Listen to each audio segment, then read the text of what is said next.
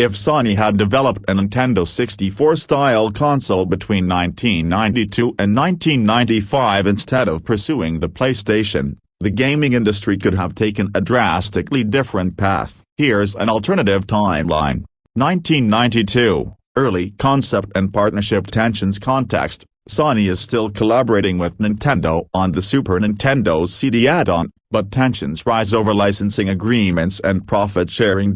Breakthrough. Sony decides to part ways with Nintendo earlier and starts developing its standalone console inspired by high-end 3D technology in the works for arcades.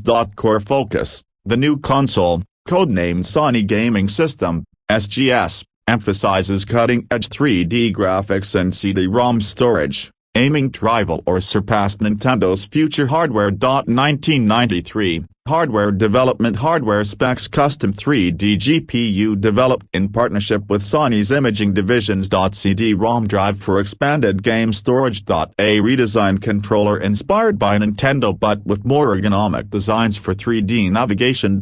Influence. With no PlayStation concept, Sony looks at the emerging trends of 3D gaming from companies like Sega, Virtua Fighter, and Silicon Graphics, later used in the N64.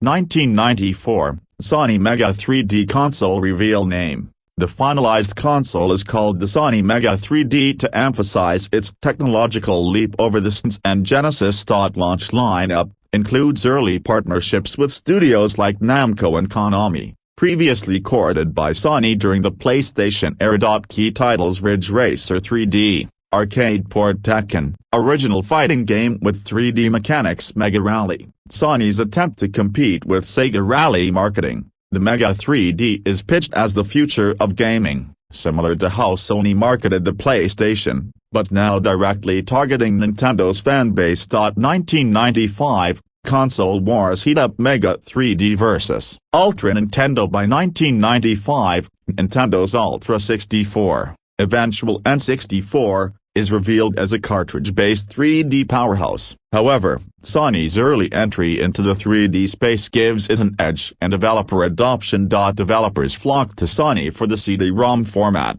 which allows larger and more cinematic games compared to Nintendo's cartridge limitations.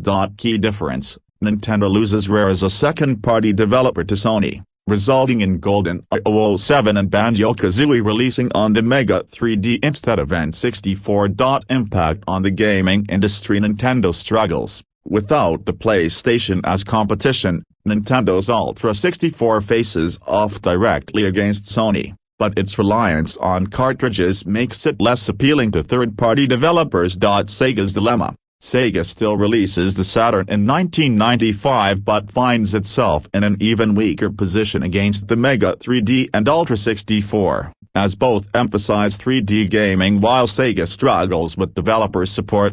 No PlayStation legacy. Without the PlayStation, iconic franchises like Final Fantasy VII, Metal Gear Solid, and Resident Evil might debut on Sony's Mega 3D instead, shaping a different legacy for 40W.